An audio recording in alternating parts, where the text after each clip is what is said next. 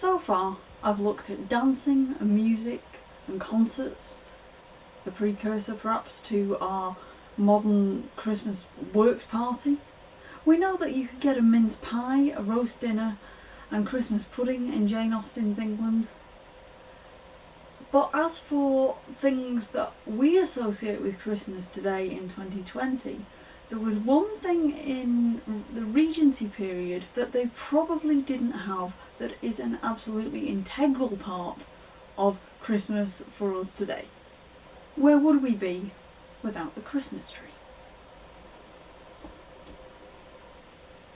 Now, Prince Albert, Queen Victoria's consort, often gets a lot of credit for introducing the Christmas tree to Britain from Germany, from the German custom in the early 1840s. But there is a school of thought that says that he was not the first German consort to a British monarch, and there were an awful lot of them in the 100 years or so before Victoria was on the throne, to bring the outdoors indoors, as Hyacinth Bouquet of Keeping Up Appearances might have put it. Queen Victoria's grandparents were our previously mentioned George III and his wife Charlotte of Mecklenberg-Strelitz.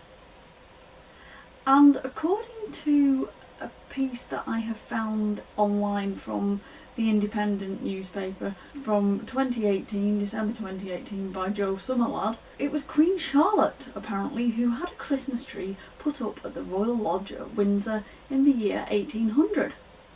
Apparently she grew up with the tradition of having not a Christmas tree, but a decorated branch from a tree. But she sensibly recognised when she came over to England that if she was to adopt this custom, a branch was not very bushy, was not very luxurious, very exotic, so she decided to upgrade it a little and it became a tree. And understandably, the children who saw it, because she had it decorated and everybody was allowed to come and see it, the children who came to see that were absolutely amazed by it. Of course they were, because they'd never seen a Christmas tree before. And from there, I suppose that is probably where we get the custom today of putting presents under the tree, ready to be opened up on Christmas morning. Or we certainly do in my house. But this begs the question, did our 18th and 19th century ancestors actually buy each other Christmas presents?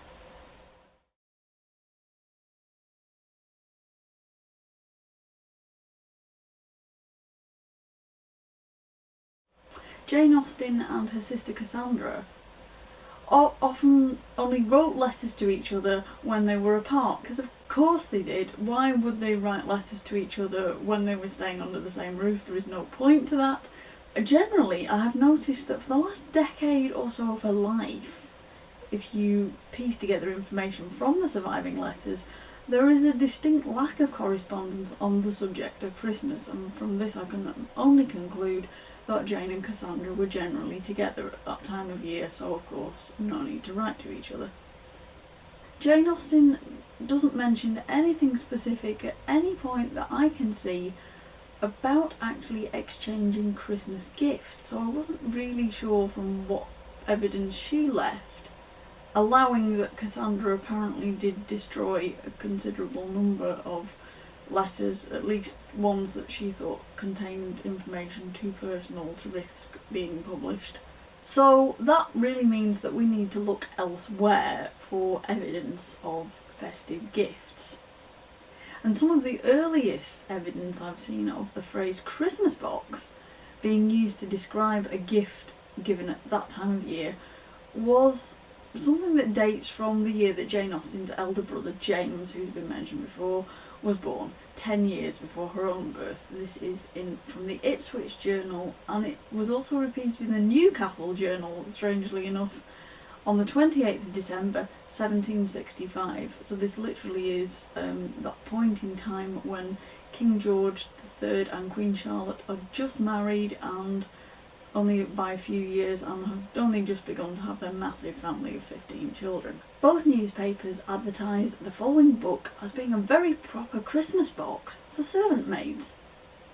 Madam Johnson's Present, or Every Young Woman's Companion, in useful and universal knowledge, digested under the following heads: spelling, reading, writing and arithmetic taught without the help of a master, because not everybody was literate at this time. The complete market woman. The cook's guide to dressing all sorts of flesh, fowl and fish. For pickling, pastry and confectionery.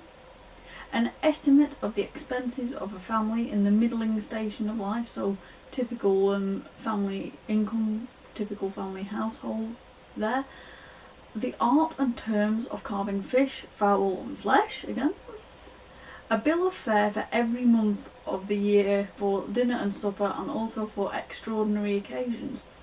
This is something I think we've lost today, the idea of only eating food in season, because of course you can get strawberries in December if you want to now. So that's something that we're probably not quite so used to anymore, is being subject to whatever's available on a seasonal basis. And also the young woman's instructor for the right spelling of words used in marketing, cooking, pickling, preserving, etc. It is noted that Madame Johnson had fixed the price to make it as affordable as possible for potential buyers. So actually that would be a really useful Christmas present for a servant, whether she stayed in service or she left to get married. It would prepare her either to be a housekeeper or a wife, to any class of man I suppose. I think she would be well prepared if she had a book like that. It sounds like a really useful thing to have, a handy household reference guide. Not a bad investment. Now you may know that Jane Austen died in Winchester on the 18th of July 1817. So it's strange that I should find a reference in the Salisbury and Winchester Journal to suitable festive gifts from 12 years earlier, in 1805, when Jane had just turned 30. Collins' printing office promoted all sorts of almanacs, pocketbooks, atlases, repositories, souvenirs, as well as Bibles and prayer books of every size and in various bindings for church, chapels and the pocket, because everybody typically had a prayer book of some kind. And all of these printed items were listed, advertised in the newspaper under the heading of Christmas presents in capitals. Similarly, there was also something aimed at a younger audience. 3 years later, the Morning Chronicle of Friday the 30th of December 1808. Children's books recommended as Christmas literary presents for youth.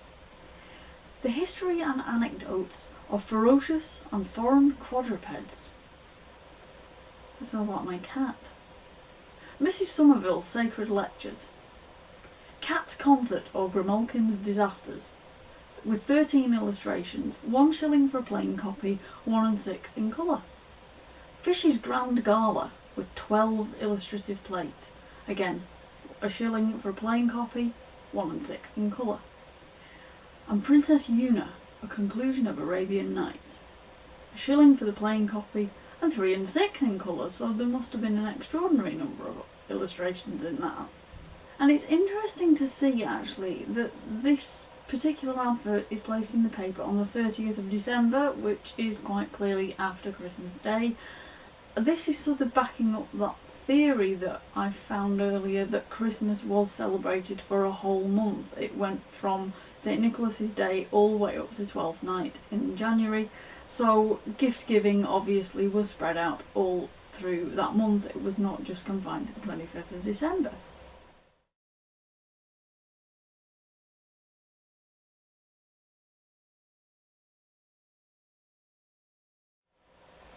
Now personally, I always appreciate a book at Christmas, hence the library behind me.